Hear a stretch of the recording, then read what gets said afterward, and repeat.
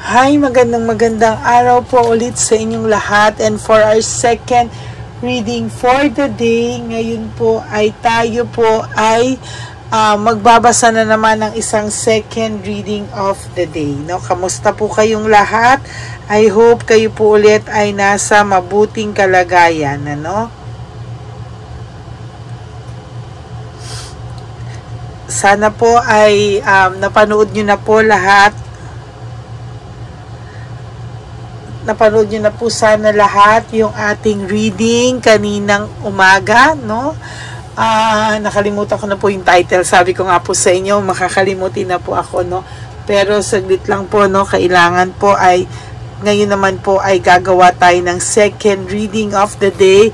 Kung kanina ay ginamit natin ng Black Oracle, ngayon po gagamitin na naman natin ang Tarot of Life, no? Na card natin, ano? So, ayan. Pagpasensyahan nyo lang po yung boses ko, no, hanggang ngayon mabuti po at may boses na ako na kahit hindi na ako tumatakol-takol kasi minsan kung mapapansin nyo ang tagal kong ng second kasi pinipigilan ko pong maubo. So ayan po, no? Okay.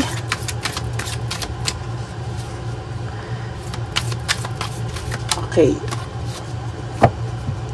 Pili po tayo ng 10.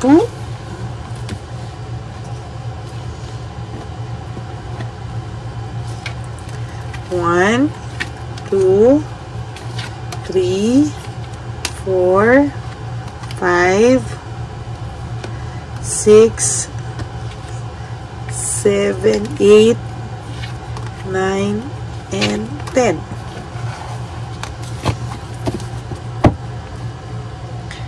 Ngayon din po, gagamitin po natin ulit ito, no? Pipili po tayo ng 10 ulit.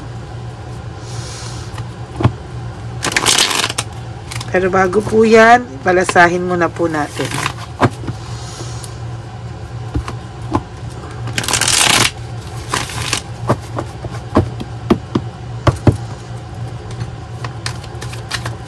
Tapos nyo na po ba yung kanina? Make sure po na bago nyo po ito napanood nyo na po yung first reading of the day kanina. It's also a very, very powerful reading.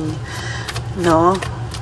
Ano naman po kaya ang makikita natin dito sa reading na second reading of the day na ang gamit din natin ay ang ating tarot cards. Tarot cards, no? Okay. 1, 2,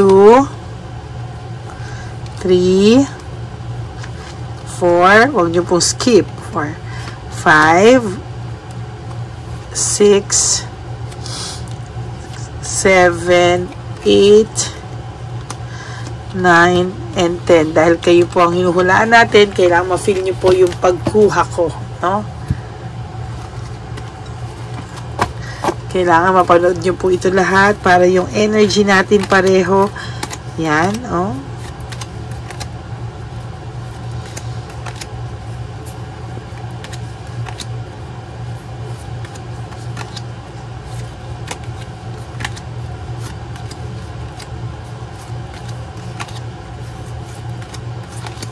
Okay, game na po, no?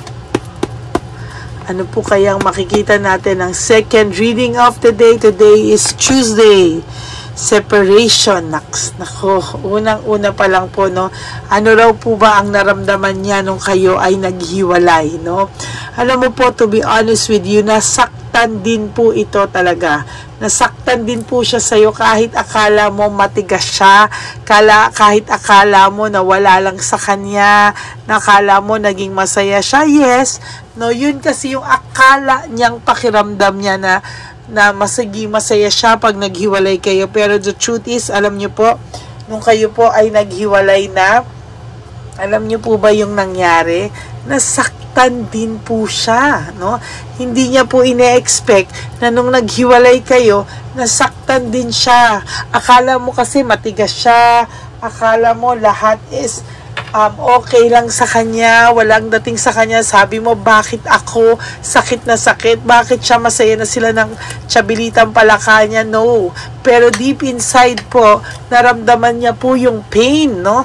Naramdaman niya po yung sakit, no? Ng kahapon, ng paghihiwalay niyo, no? It was a quick decision, no? Pwede pong ginosting kayo, pwede pong bigla na lang kayong hinawalayan, nakipaghiwalay sa inyo sa text, bigla na lang din umalis yung iba. It was really a quick decision. Isang desisyon na hindi po pinag-isipan, isa pong desisyon na hindi po niya kahit kailan inimagine din na magagawa niya sa'yo. As a matter of fact, nagulat ka na lang din. Isang araw, wala na siya sa'yo. There's freedom, no? Ginusto niyang magpakawala, ginusto niyang umalis, ginusto niyang makalaya sa iyo, no? Na hindi niya po inaakala na masasaktan din po siya kasi akala niya, yehey, I'm happy, I'm free from her or him. Pero sa totoo lang po, no, nung time na wala ka na rin po, there was a time na nagsisimula na siyang mamiss ka, nagsisimula nang mag-sink in sa kanya yung pagkawala mo sa buhay niya.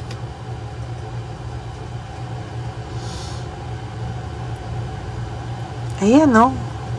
May punishment nung mga bandang huli na, no? Parang yung malas niya dumarating na, pinaparusahan na siya sa ginawa sa iyo, no? Ito na yung balik ng tadhana, pero he has excess pride, no?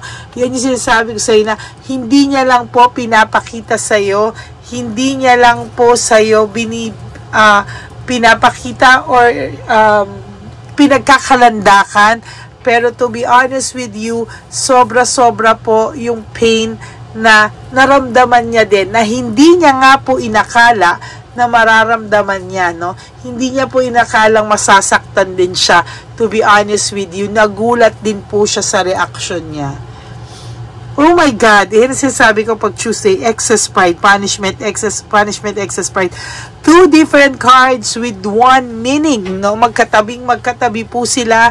Yan po ang kagandahan pag may test. Sobrang lakas po ng energy to the point na dalawa, binalasa mo lahat, inayos mo lahat, pero ayan, no? Lumabas pa rin po, no? Meaning, yung dalawang cards natin ay nagko-connect with each other, no? Yan po talaga, oh. Yung sinasabi ko sa inyo, oh, yung sinasabi ko, lumalabas sa barahan, nagko-connect ang energy ko, and the card reading, no? Nakaramdam din po siya ng heartbreak, suffering, and grief. Nagluksa rin siya nang hindi nyo alam sa pagkawala nyo sa buhay niya. Na kahit may tsabilitang palaka siya, there was a time na dun palang nag-sink in sa kanya na wala ka na sa buhay niya. And so far, for some of them, no, for some of you din, hindi pa po totally nakaka-move on sa'yo yung person mo.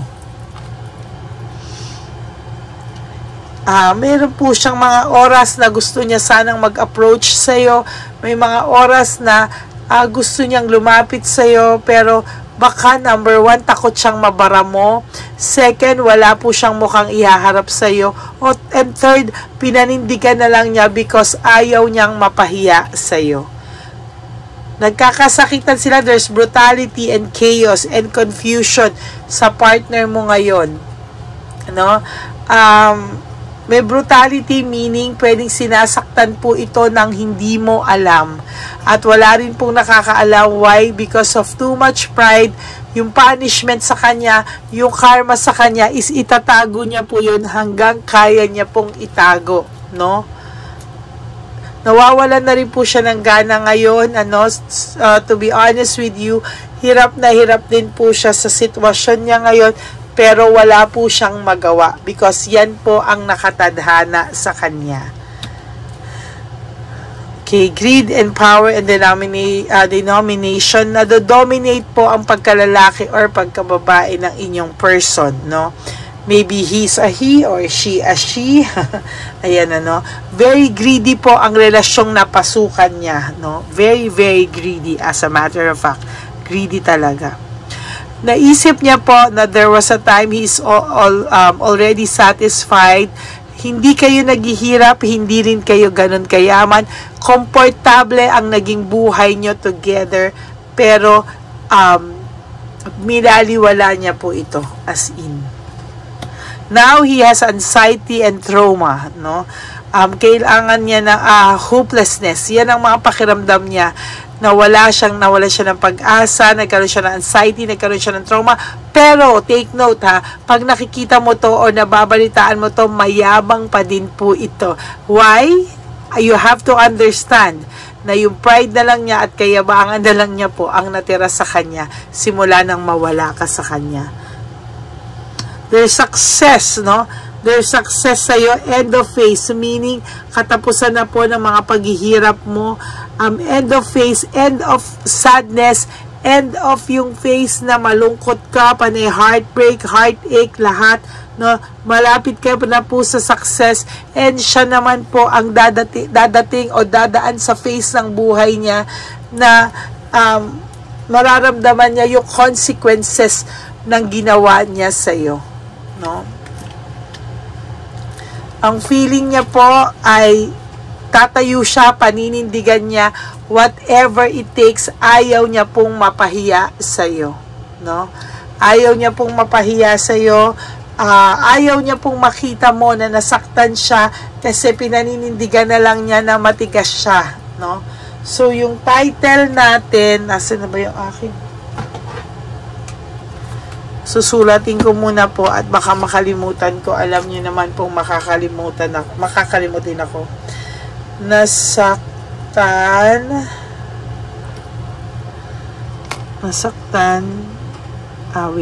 nasaktan din siya ng dahil sa'yo. Nasaktan din naman to, no? Hindi naman din to batong-bato. Ng dahil sa'yo, kahit akala mo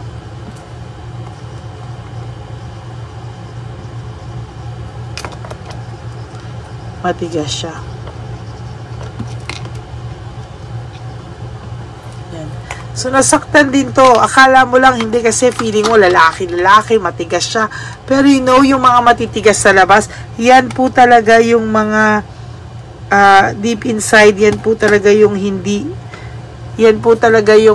matigas sa totoong buhay. Yan po yung sa totoo lang ay malalambot, no? So, yan.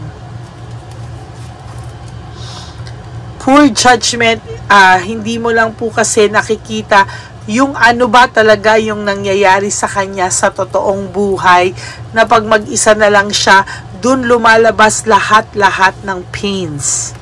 No, there's insecurity, na insecure din po ito sa nangyayari sa kanya, or maybe the your third party o yung third person sa inyong dalawa yung nakaka-feel ng too much insecurity sa iyo because alam niya pong mahal ka pa din ng ex mo, no? Or somehow hindi nga siya naniniwala na wala po kayo nitong communication at all, no? Baka po naiisip po nito na kayo pong dalawa ay meron pa rin communication at hindi nyo lang po pinapaalam. Hindi nga siya naniniwala kasi why daw mahal ka pa din ng ex mo at hindi ka pa rin po nakakalimutan ng ex mo. Okay. Moving on, leaving behind, gusto na po ng person nyo sa totoo lang to finally move on from you, pero hindi po niya magagawa, no?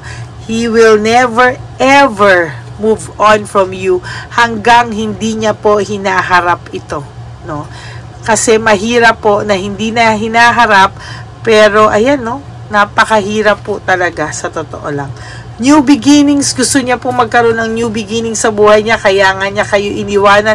Pero sad to say, hindi niya po magawa because nagulat siya sa sarili niya na hindi ka rin niya ma-let go. There's difficulty in letting you go. There's doubts. Tama ba ang naging decision ko?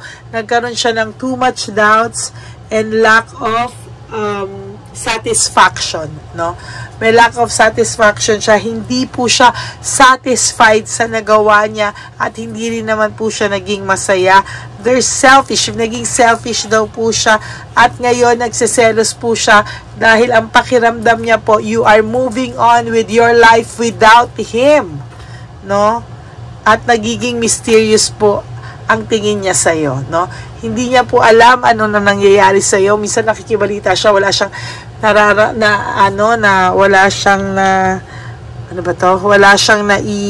nababalitaan sa'yo, kaya misteryosa ang dating mo sa kanya, na lalo po siyang nakikurious sa'yo. Okay?